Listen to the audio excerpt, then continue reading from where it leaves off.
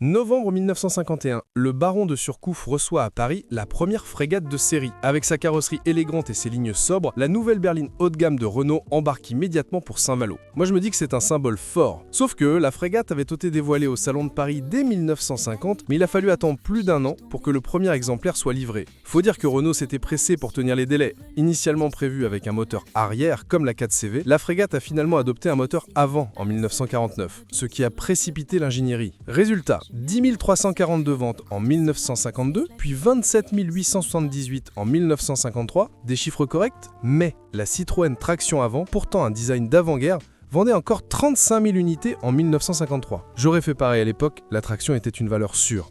L'apogée viendra en 1955 avec plus de 50 000 exemplaires, mais cette même année, Pierre Lefrocheux, le patron de Renault, se tue au volant d'une frégate. Tragique ironie. Puis arrive la révolutionnaire Citroën DS en 1955, suivie de la Peugeot 403. Les ventes chutent brutalement. 24 608 en 1956, puis seulement 9 772 en 1957. Pour ceux que cette histoire inspire, j'ai cette frégate en miniature sur bernardminiature.fr. 1500 modèles au 43e, de quoi revivre toutes ces légendes automobiles. En avril 1960, la dernière des 163 383 frégates sort de l'usine de Flins, une belle auto arrivée au mauvais moment.